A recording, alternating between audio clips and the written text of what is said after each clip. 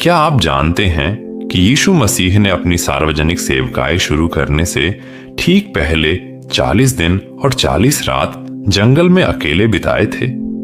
हाँ, बाइबल में लिखा है मत्ती 4, 1 से 11, लूका 4, 1 से 13। लेकिन सिर्फ 3 प्रलोभन ही बताए गए हैं: रोटी, साम्राज्य और मंदिर से कूदना। क्या वाकई 40 दिन में सिर्फ 3 प्रलोभन हुए थे? 40 दिन 960 घंटे, सिर्फ 3 बातें? क्या बाकी 29 दिन 21 घंटे यीशु खाली बैठे थे? नहीं।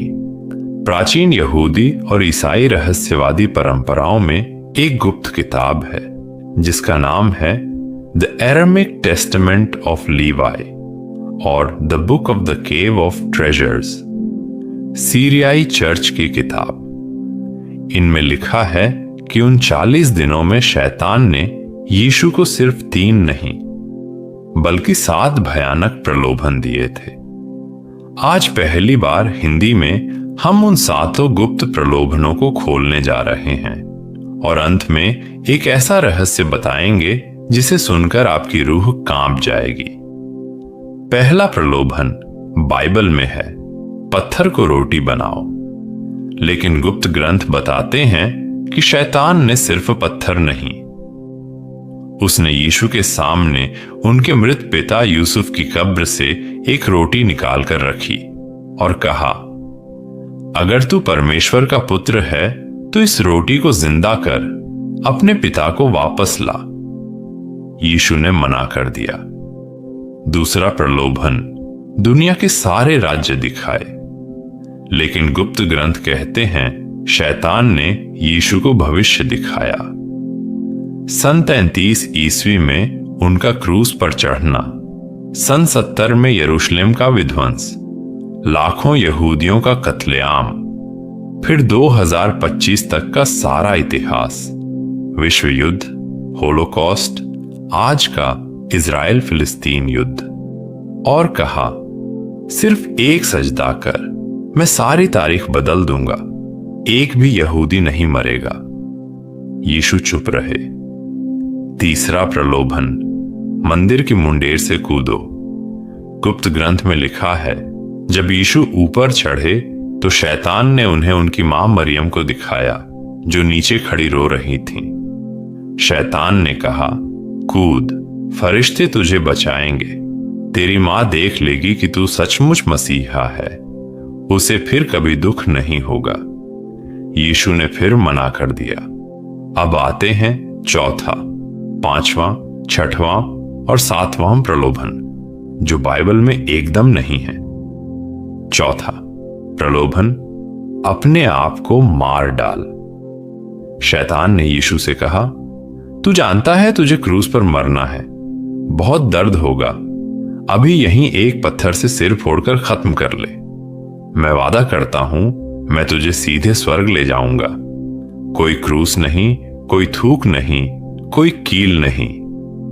यीशु ने जवाब दिया, मेरा जीवन मेरे हाथ में नहीं, मेरे पिता के हाथ में है।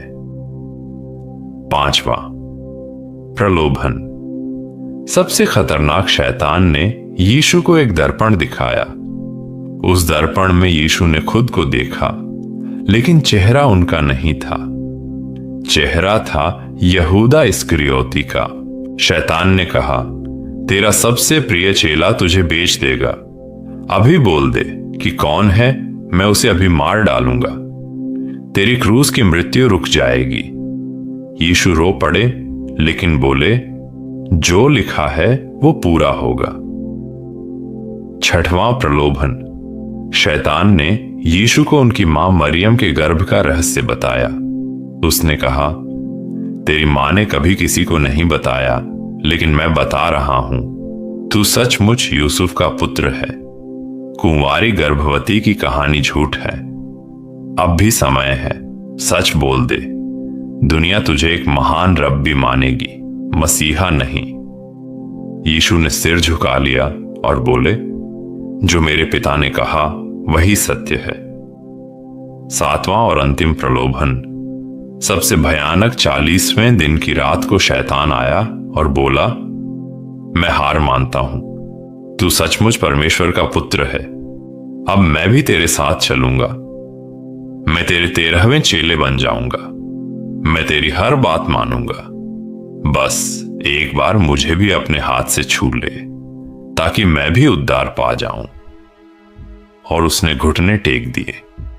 यीशु ने उसकी ओर देखा और कहा, हे शैतान, पीछे हट जा, क्योंकि लिखा है, तू प्रभु अपने परमेश्वर को दंडवत करेगा और केवल उसी की उपासना करेगा।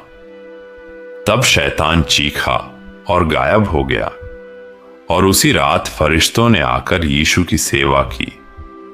अब सबसे बड़ा रहस्य जो मैंने वादा किया था, प्राचीन सीरियाई किताब केव ऑफ ट्रेजर्स में लिखा है कि जब शैतान 40 दिन हार कर गया तो उसने यीशु से अंतिम बात कही, ठीक है, मैं हारा, लेकिन 2000 साल बाद तेरे नाम पर सबसे ज्यादा खून बहेगा।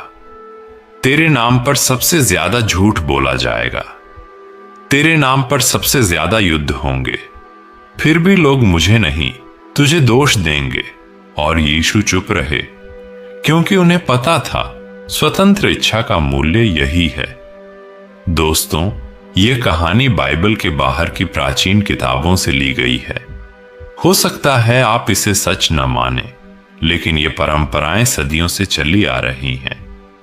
आप बताइए कमेंट में, क्या यीशु को 7 प्रलोभन सचमुच झेलने पड़े थे? अगर वीडियो पसंद आई तो लाइक और सब्सक्राइब जरूर कर देना।